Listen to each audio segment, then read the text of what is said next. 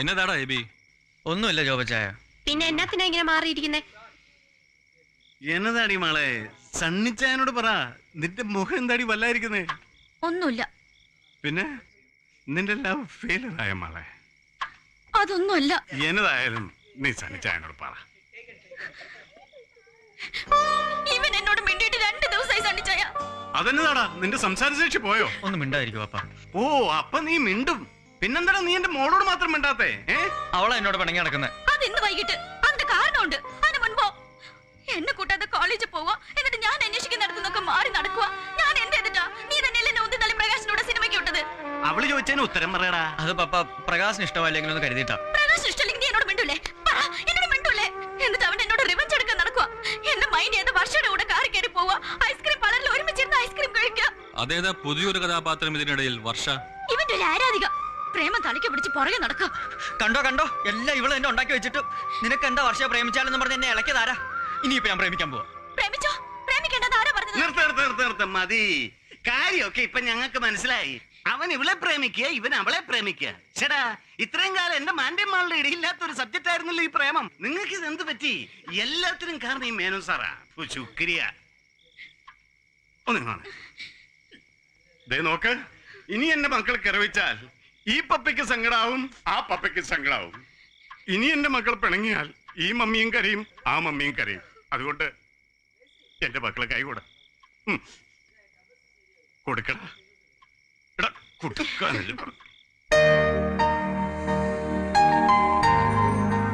നിങ്ങളെപ്പോലെ ഈ ലോകത്ത് നിങ്ങളെ ഉള്ളൂ. അതുകൊണ്ട് നിങ്ങൾ പിണങ്ങരുത് ഒരിക്കലും. മനസ്സിലായോ?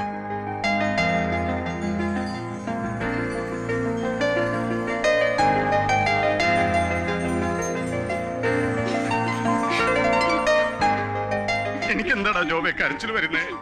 ഞാൻ ഫിറ്റാന്ന്.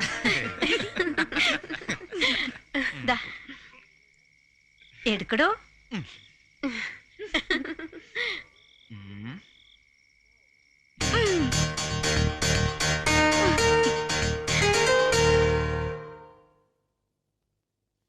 രണ്ടു മണിയായിട്ടും കാണുന്നില്ലല്ലോ ആളെ.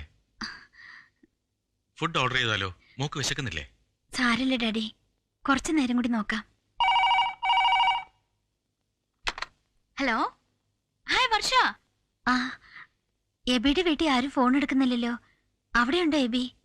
ഇല്ല, അവൻ അങ്ങോട്ട് പോന്നല്ലോ. ഞാനല്ലേ പറഞ്ഞേച്ചേ? വന്നില്ല. ഡാഡി ലഞ്ച് കഴിക്കാതെ കാത്തിരിക്കുക. എത്തേണ്ട സമയമൊക്കെ കഴിഞ്ഞല്ലോ. ഇനിയിപ്പോ ഡാഡിയുടെ ഫ്ലൈറ്റിന്റെ സമയമായി. സാരല്ല, ഡാഡിക്ക് എബിയോട് പരിഭവമില്ലെന്ന് പറഞ്ഞേക്ക്. എനിക്കും. ശരി.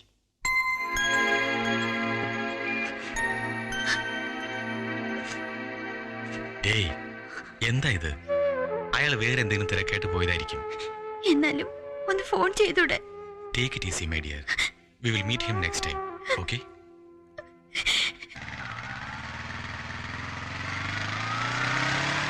എങ്ങനുണ്ട് ഫ്യൂച്ചർ ഫാദർ ഇൻ ലോ?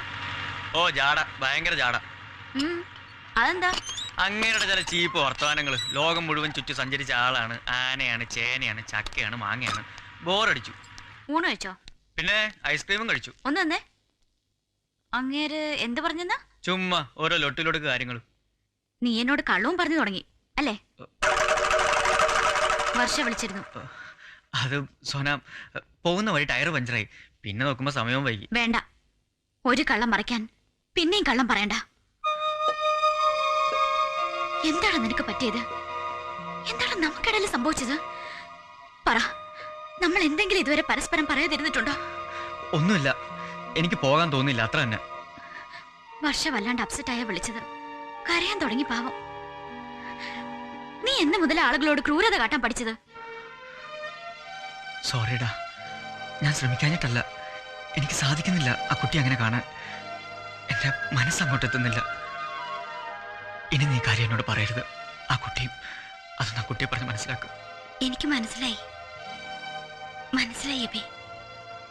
ഞാൻ നേരത്തെ മനസ്സിലാക്കേണ്ടതായിരുന്നു.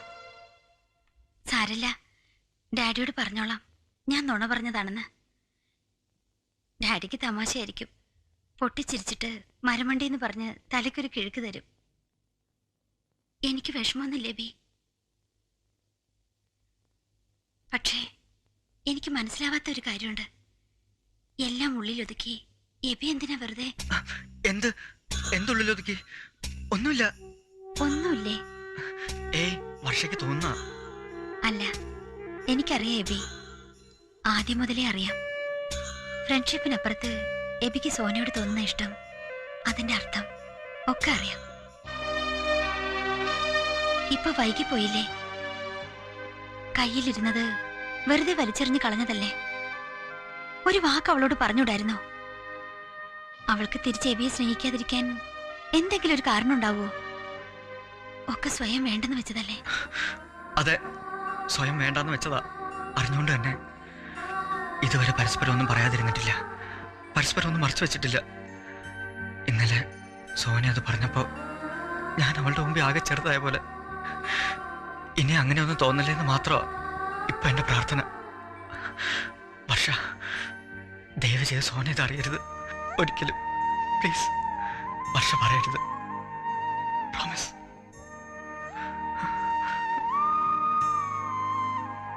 സുഹൃത്തുക്കളെ, ഒരധ്യയന വർഷം കൂടി വിട പറയുകയാണ്. കുറച്ചു കാലം, വളരെ കുറച്ചു കാലം നമ്മളിവിടെ ഒത്തുകൂടി. ഒരുപാട് ഇണക്കങ്ങളും പിണക്കങ്ങളും നമ്മുടെ കലാലയ ജീവിതത്തിലുണ്ടായി.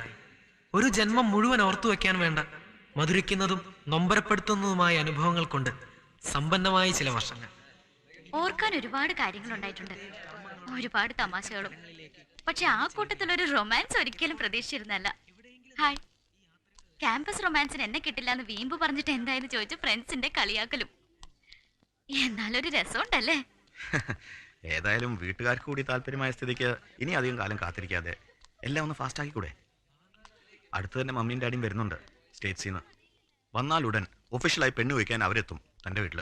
കുട്ടിക്കാലം തൊട്ടേ എൻ്റെ യോഗ ആശിക്കേണ്ടതല്ല കിട്ടുക, ആശിക്കാത്തത് പലതും ആവശ്യത്തിൽ കൂടുതൽ കിട്ടുകയും ചെയ്യും. പണ്ടൊക്കെ ഡൽഹി പോയി ഡാഡിയുടെ കൂടെ നിൽക്കാൻ കൊതിച്ചിട്ടുണ്ട്. അന്നൊന്നും മമ്മി വിട്ടിട്ടില്ല. ഇതിപ്പോ എക്സാം കഴിഞ്ഞ് ഡാഡിയുടെ കൂടെ സ്ഥിരമായി നിൽക്കാന്നായപ്പോ ഒരു താല്പര്യമില്ലായ്മ. ഡാഡിയുടെ ഇഷ്ടക്കുറവൊന്നും ഉണ്ടായിട്ടല്ല കേട്ടോ. എന്തൊക്കെയോ എന്നേക്കുമായി നഷ്ടപ്പെടാന്നൊരു തോന്നൽ. ഒക്കെ ഇനി കുറെ ഓർമ്മകള് അല്ലേ അബേ?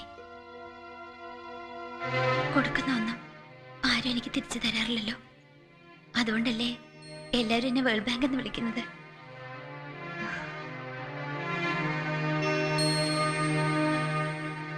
ഇതിലെന്തെങ്കിലും ഒരു വരിയൊന്ന് എഴുതുവോ?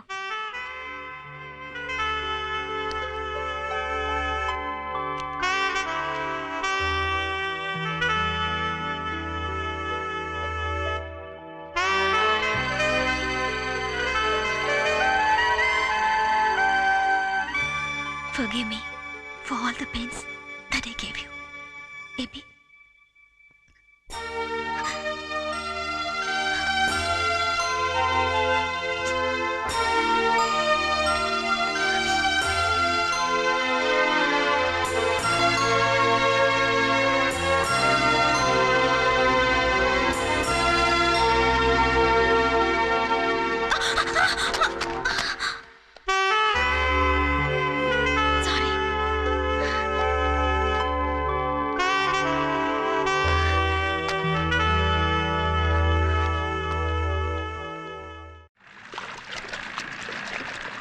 എടാ മാത്തുക്കുട്ടി, ഈ വെള്ളവും കായലും ഒക്കെ കാണാനെങ്കിലും നീ എല്ലാ വർഷവും നാട്ടിലോട്ട് വാടാ. നാട്ടുകാരെക്കാളും കൂടുതൽ വിദേശികളായി ഇവിടെ ഇപ്പം. കണ്ടില്ലേ ഓരോന്നൊക്കെ ഉണ്ടാക്കി വെച്ചിരിക്കുന്നേ അവരെ പറ്റിക്കാൻ. അതിനെന്തോ മുദ്രാവാക്യം ഇവിടെ ഉള്ളവർ പറയുമല്ലോ. എന്തുവാടാ കുഞ്ഞോനത്? God's own country. ആ, അത് തന്നെ. ദൈവത്തിന്റെ സ്വർഗരാജ്യം ഇപ്പൊ ഇവിടെ വന്നല്ല. കഴിഞ്ഞ വർഷവും വരാമെന്ന് പറഞ്ഞിട്ട് നീ വന്നില്ല. അവിടുത്തെ ഓരോ തിരക്കുകൾ കഴിഞ്ഞിട്ട് വരാനൊക്കെ ഉണ്ട് എന്റെ അമ്മച്ചി. ഇപ്പോഴേ ഇവളും കൂടെ കാര്യങ്ങളൊക്കെ നോക്കിയിട്ട് തന്നെ ഇങ്ങനെ. ഇനി പ്രകാശം കൂടി അങ്ങോട്ട് വന്നാലേ ഒന്ന് ശ്വാസം വിടാനുള്ള ഒഴിവ് കിട്ടൂ. എക്സാം കഴിഞ്ഞ സ്ഥിതിക്ക് അവനും നമ്മുടെ കൂടെ തന്നെ പോരാ. അതെ, എന്തോന്നതെ? കല്യാണം കഴിച്ചവൻ ഇവിടെ തന്നെ കൂടാൻ പോവാ എന്നോടൊപ്പം. അത് ഞങ്ങൾ തീരുമാനിച്ചതാ. ഇല്ലയോടാ കുഞ്ഞോനെ? കൊച്ചിനെ ഞാൻ കണ്ടതാ, നല്ല കൊച്ച്. കുഞ്ഞോനുമായിട്ട് നല്ല ചേർച്ചയാ. പിന്നെ വീട്ടുകാർ മോശമൊന്നുമല്ല. ഡൽഹിയിലെ നമ്മുടെ ജോണിയുടെ ഭാര്യയുടെ ചാർച്ചക്കാരാടാ. എങ്കിൽ പിന്നെ ഞങ്ങൾ വരുമ്പോഴേക്കും അമ്മച്ചിക്ക് അങ്ങ് നിശ്ചയിച്ചൂടായിരുന്നു. അത് കൊള്ളാം. നീയും സാറേയും കൂടെ ചെന്ന് കാണാതെ എങ്ങനെയാ? എന്നാ പോകണ്ടെന്ന് വെച്ചാൽ അമ്മച്ചി പറഞ്ഞു. 2 കൊല്ലം കഴിഞ്ഞ് തിരിച്ചു വരുമ്പോ ചേട്ടന്റെ മോനെടുത്തും പഠിക്കാനെന്നും പറഞ്ഞ് പോയതാ. 2 കൊല്ലം കഴിഞ്ഞ് തിരിച്ചു വരുമ്പോ കൂടെ ഒരു മദാമ്മ, ഒപ്പം ഒരു കൊച്ചും. ആ പെണ്ണോ അവന്റെ 2 ഇരട്ടി. ദേ ഇത്രയേ ഉണ്ട്. അന്ന് തീർച്ചപ്പെടുത്തിയതാ ഞാൻ കുഞ്ഞോന്റെ കാര്യത്തിൽ ഇങ്ങനെ സംഭവിക്കരുതെന്ന്. ഇതിപ്പം ഭാഗ്യത്തിന് മനപ്പൊരുത്തം പോലെ ഒത്തുവന്നെന്നും വെച്ചോ. എല്ലാവർക്കും തൃപ്തിയായ നിലയ്ക്ക് നമുക്ക് തീയതിയൊക്കെ നിശ്ചയിക്കരുത്. അതിനി വേറൊരു ചടങ്ങ് വേണോ? വേണ്ട, പറഞ്ഞാ മതി. എപ്പോഴായാലും ഞങ്ങൾ റെഡി. 1 മാസത്തെ അവധിക്കാണ് ഞങ്ങൾ വന്നത്. ഏറിപ്പോയാൽ 1 or 2 ആഴ്ച കൂടെ നിൽക്കാം. ഇതിനുള്ളിൽ കല്യാണവും വിരുന്നും ഒക്കെ കഴിഞ്ഞാ സോനയും കൊണ്ടുപോവാം ഞങ്ങളോടൊപ്പം.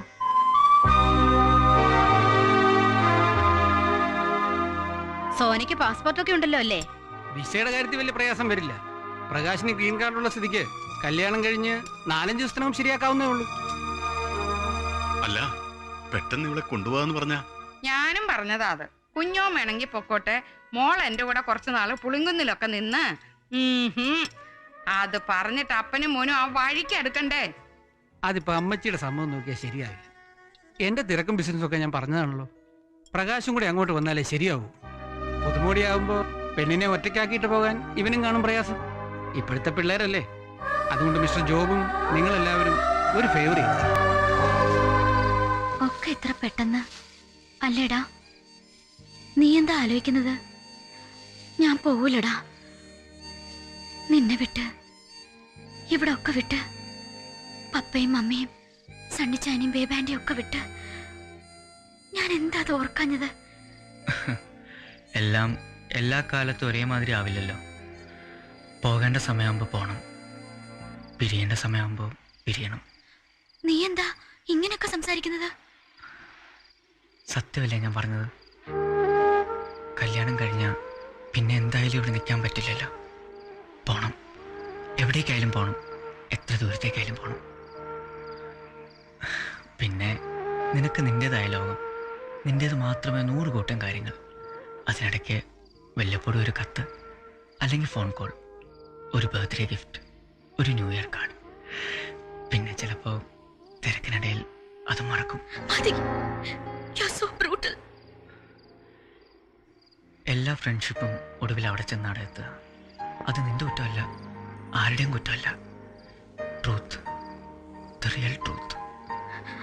ഇല്ല, എനിക്കത് ഓർക്കാനേ പറ്റുന്നില്ല. പറ്റൂടാ എനിക്ക്? നിനക്ക് പറ്റുമോ? അന്ന് യൂണിവേഴ്സിന് പോയപ്പോ ആ ഒരാഴ്ച എന്ത് വീർപ്പുമുട്ടലായിരുന്നു ഇല്ലേ? ഇതിപ്പോ പോയ പിന്നെ എന്താണെന്ന് പോലും അറിയാതെ. ഒരുപക്ഷെ 2-3 കൊല്ലം കഴിഞ്ഞ് ആ അമ്മാമ്മ പറഞ്ഞ പോലെ ഒക്കത്തൊരു കൊച്ചു കുറുമ്പനൊക്കെയായി തടിച്ച് വീർത്ത് മുടിയൊക്കെ ബോബ് ചെയ്ത് 4-5 വലിയ സൂട്ട് കേസുകളുമായി നെടുമ്പാശ്ശേരി എയർപോർട്ടിൽ നീ വന്നിറങ്ങും. അപ്പോൾ സമയമുണ്ടെങ്കിൽ റിസീവ് ചെയ്യാൻ ഞാൻ വരും. നിനക്ക് തമാശ. ഇപ്പൊ ഓർക്കുമ്പോ ഒന്നും വേണ്ടായിരുന്നു തോന്നുക. ഈ പ്രേമവും ഈ കല്യാണവും ഒന്നും. അല്ലെങ്കിൽ പ്രകാശ് എന്നെ പ്രേമിക്കാൻ തോന്നിയ നേരത്ത് നിനക്കെന്നെ പ്രേമിച്ചൂടായിരുന്നോ? എന്നിട്ട് നിനക്കെന്നെ കല്യാണം കഴിച്ചൂടായിരുന്നോ? എങ്കിൽ പിന്നെ ഒരിക്കലും പിരിയേണ്ടി വരില്ലായിരുന്നല്ലോ നമുക്ക്. അതും തോന്നിയില്ല ഈ മരമാക്രിക്ക്. എന്താടാ?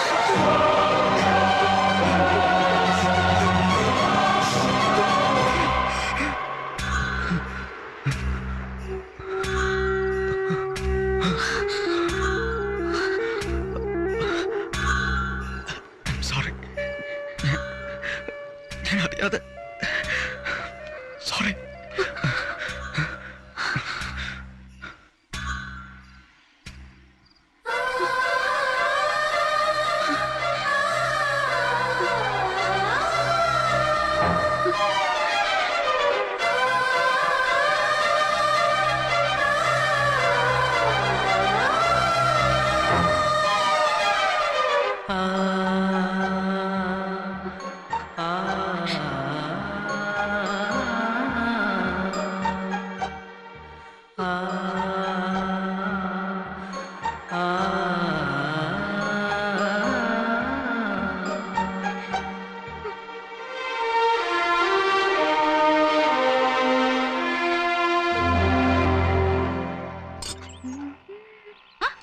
ആ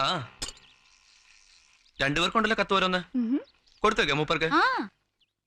വർഷയുടെ കത്താ രണ്ടുപേർക്കുണ്ട്. ഡൽഹിന്നാവും. നിനക്ക് പിന്നെ പ്രേമലേഖനാണെന്ന് വിചാരിക്കാം. എനിക്കെന്തോന്ന് അവൾ എഴുതാൻ? No exchange. എന്റെ കത്ത് നീ വായിക്കുന്നു, നിന്റെ കത്ത് ഞാനും.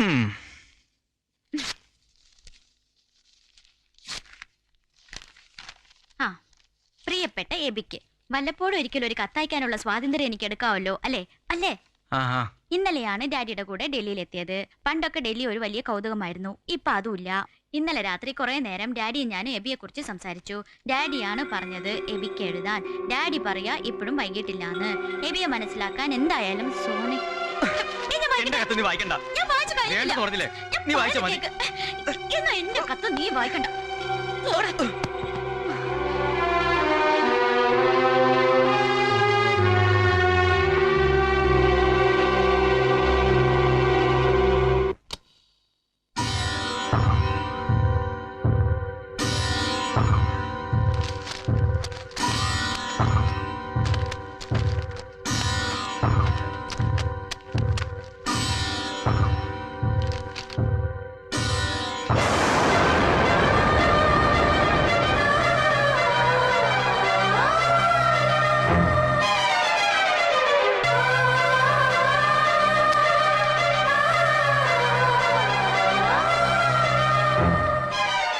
രാത്രി കുറെ നേരം ഡാഡിയും ഞാനും എബിയെ കുറിച്ച് സംസാരിച്ചു. ഡാഡിയാ പറഞ്ഞത് എബിക്ക് എഴുതാൻ. ഡാഡി പറയാ ഇപ്പോഴും വൈകിട്ടില്ലെന്ന്. എബിയെ മനസ്സിലാക്കാൻ എന്തായാലും സോനയ്ക്ക് കഴിയാതെ വരില്ലെന്ന്. ഒരു പക്ഷേ എബിയുടെ മനസ്സിലുള്ളതുപോലെ സോനയുടെ മനസ്സിലും അതേ തോന്നലുണ്ടായിക്കൂടുന്നില്ലല്ലോ. പ്രേമമെന്ന് പറയുന്നത് അങ്ങനെയാണ് ബി. ഇത്ര അടുത്ത കൂട്ടുകാരിയായിട്ടും എബിയുടെ മനസ്സെന്തെന്നറിയാൻ സോനയ്ക്ക് കഴിഞ്ഞു. അതുപോലെ എബിക്കും കഴിയില്ല. അതുകൊണ്ട് ഒന്നുകൂടെ ഒന്ന് ആലോചിക്കേ. എല്ലാം തുറന്നു പറയൂ സോനയോട്.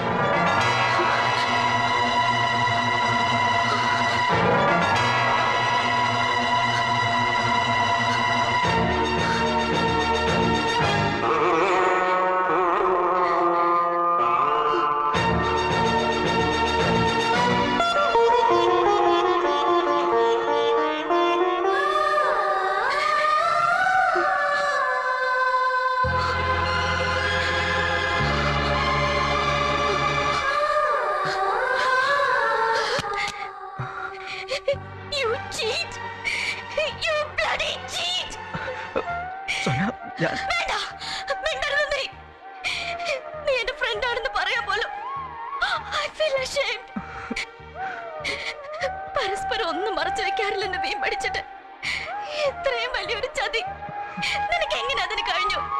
എങ്ങനെ കഴിഞ്ഞൂടാ? ഒരു സൂചന എപ്പോഴെങ്കിലും തന്നിരുന്നെങ്കിൽ ഞാനിങ്ങനെ വിട്ടുവേഷം കേട്ടുമായിരുന്നു. ഒരു വാക്ക് എന്തെങ്കിലും പറഞ്ഞിരുന്നെങ്കിൽ ഇതൊക്കെ സംഭവിക്കുമായിരുന്നോ? പ്രകാശിനോട് എന്താ മറുപടി പറയണ്ടെന്ന് 1000 വട്ടം ചോദിച്ചില്ല ഞാൻ. അപ്പൊ പറഞ്ഞൂടായിരുന്നോ നിനക്ക്? പക്ഷേ ഡാഡിയെ കാണാൻ പോകാഞ്ഞതിന് അന്ന് എന്ത് മാത്രം ഞാൻ നിന്നെ ശകാരിച്ചു. അപ്പോഴെങ്കിലും പറഞ്ഞൂടായിരുന്നോ നിനക്ക്? എല്ലാം ഉള്ളിലൊതുക്കി വെച്ച് നടന്നില്ലേ നീ? ആർക്ക് വേണ്ടി? എന്തിനു വേണ്ടി? നിന്നെ കാണും വലുതാണോ എനിക്ക് പ്രകാശിന്റെ സ്നേഹം? നിന്നെ സങ്കടപ്പെടുത്തിട്ട് എനിക്ക് ഒന്നും വേണ്ട. ആരും എന്നെ സ്നേഹിക്കണ്ട. ആരും എന്നെ വിവാഹം കഴിക്കണ്ട.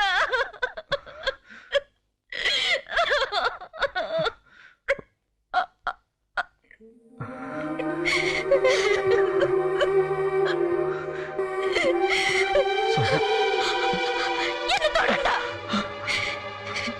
തോൽപ്പിച്ചില്ലേ നീ എന്നെ? പറ്റിച്ചില്ലേ നീ എന്നെ?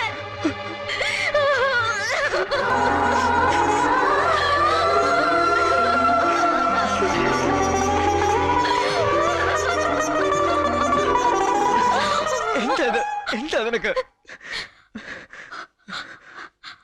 എനിക്കറിയില്ല.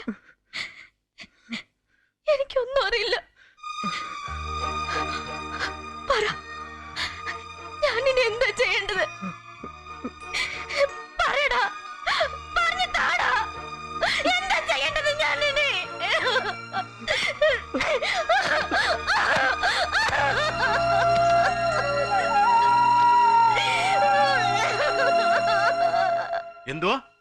പോവാന്നോ?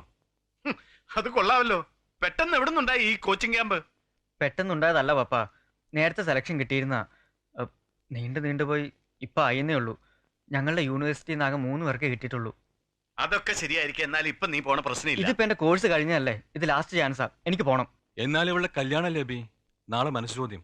പിന്നെ ആകെ 10 ദിവസം പോലും ഇല്ല. അതിനിടയ്ക്ക് അവൻ പോവാന്ന് പറഞ്ഞ? അതിപ്പോ രണ്ടും ഒരുമിച്ചായതിന് ഞാനെന്ത് ചെയ്യാനാ? രണ്ടും ഒരുമിച്ചായെങ്കിൽ ക്യാമ്പിന് പോണ്ടാൻ തീരുമാനിച്ച പോരെ? ഇനി ഇപ്പൊ പോവാതിരുന്നാ ശരിയാവില്ല. ഈ സമയത്ത് നീ പോവാന്ന് പറഞ്ഞ ഞങ്ങൾക്കൊക്കെ വിഷമല്ലേ അത്? താനുണ്ടല്ലോ എന്നുള്ള സമാധാനത്തിലിരിക്കായിരുന്നു ഞാൻ. കത്തുകൾ ഇനിയും കുറെ പോസ്റ്റ് ചെയ്യാനുണ്ട്. വിളിക്കേണ്ടവർ ബാക്കി. ഒക്കത്തിനും മുൻപന്തിയിൽ നിൽക്കേണ്ട ആളല്ലേ താൻ. അല്ലെങ്കിൽ തന്നെ ഒരു കുടുംബം പോലെ കഴിഞ്ഞിട്ട് ആ സമയത്ത് ഇവനില്ലെന്ന് പറഞ്ഞാൽ ആൾക്കാരെന്താ കരുതുക? ഞാനില്ലെങ്കിലും കല്യാണം നടക്കാതിരിക്കില്ലല്ലോ. നീ എന്താ ഇങ്ങനെ റഫായി സംസാരിക്കുന്നേ? പോണ്ടാന്ന് പറഞ്ഞാ പോണ്ട. ഇനിയിപ്പോ നിങ്ങളൊക്കെ എതിർത്താലും എനിക്ക് പോകാണ്ട് പറ്റില്ല. ഇവളെന്താ കുന്തം മെഴുകുന്നത് പോലെ നിൽക്കുന്നേ? ഇവള് പറയട്ടെ. കുഞ്ഞുനാൾ മുതൽ എല്ലാ കാര്യത്തിനും ഒപ്പം ഉണ്ടായിട്ട് ഇവളുടെ ലൈഫിൽ ഏറ്റവും ഇമ്പോർട്ടന്റ് ആയിട്ട് ഒരു ഈവന്റ് വന്നപ്പം ഇവൻ വേണോ വേണ്ടയോന്ന് ഇവള് തന്നെ പറയട്ടെ. പൊയ്ക്കോട്ടെ സണിച്ചായ, അവന് പോണെന്നാണെങ്കിൽ പൊയ്ക്കോട്ടെ.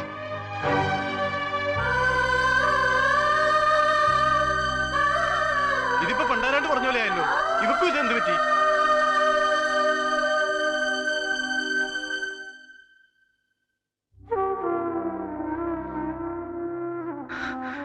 ഞാൻ പോണം സോന, പോകുന്നതാ ഇപ്പൊ നല്ലത്. എവിടെയാ ഈ ഇല്ലാത്ത കോച്ചിങ് ക്യാമ്പ്? അങ്ങനെ ഒരു കള്ളം പറയാനാ തോന്നിയത്.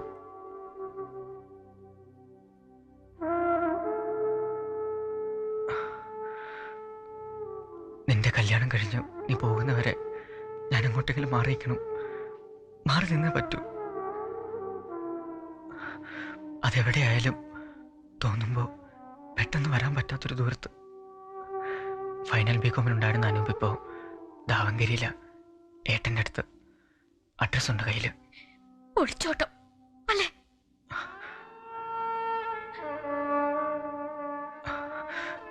ഇനി ഞാനിവിടെ നിൽക്കുന്ന ഓരോ നിമിഷവും നിനക്ക് പഴയ സോനയും എനിക്ക് പഴയ എബി ആകാൻ കഴിയാതെ വന്നേക്കും. അത് വേണ്ട. കൂട്ടുകാരൊക്കെ തെറ്റിദ്ധരിച്ചപ്പോഴും ഒരു തമാശ കേൾക്കുന്ന പോലെ നമ്മൾ ചിരിച്ചു തള്ളിയില്ലേ? ഇനിയും നമുക്കതിന് കഴിയും. നിന്റെ പപ്പയും മമ്മിയും എൻ്റെ പപ്പയും മമ്മിയും നമ്മൾ വളർന്നിട്ടും നമുക്കെല്ലാ ഫ്രീഡവും തന്നത് മറ്റൊന്നും നമ്മുടെ മനസ്സിലില്ലെന്ന് അവർക്ക് നല്ലതുപോലെ അറിയാവുന്നതുകൊണ്ടല്ലേ? അതെന്നും അങ്ങനെ തന്നെ മതി. അല്ലെങ്കിൽ എല്ലാവരുടെയും മുമ്പിൽ നമ്മളല്ലാതെ മാറൂല്ലേ? അതിന് നീ പോണോടാ. നിന്നെ ഞാൻ യാത്രയാക്കുന്നില്ല എനിക്കിഷ്ടം. നീ എന്നെ യാത്രയാക്കുന്ന. അതിനെ നീ സമ്മതിക്കണം സോന. നാളെ പള്ളിയിലെ മനസ്സോദ്യം കഴിഞ്ഞാൽ പിന്നെ ഞാൻ പോകും. അന്ന് ഞാൻ നിന്നെ ബാംഗ്ലൂർക്ക് യാത്ര അയച്ച പോലെ നാളെ നീയും എന്നെ യാത്രയാക്കണം. വേണ്ട, ഒന്നും പറയരുത്. കുട്ടിക്കാലം മുതൽ പറഞ്ഞു കൂട്ടിയതും ചെയ്തു കൂട്ടിയതുമായ ഒരുപാട് കാര്യങ്ങളില്ലേ നമുക്ക് ഈ ജന്മം മുഴുവൻ ഓർക്കാൻ. ഇനി നമുക്ക് അത് മതിയടാ.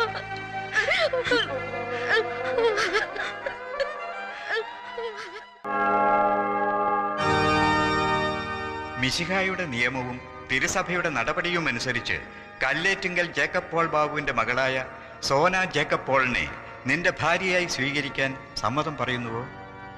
സമ്മതമാണ്. മിശിഹായുടെ നിയമവും തിരുസഭയുടെ നടപടിയും അനുസരിച്ച് 40 കുരിശിലെ മാത്യു അബ്രഹാം സ്റ്റീഫന്റെ പുത്രനായ പ്രകാശ് മാത്യു അബ്രഹാമിനെ നിന്റെ ഭർത്താവായി സ്വീകരിക്കാൻ സമ്മതം പറയുന്നുവോ?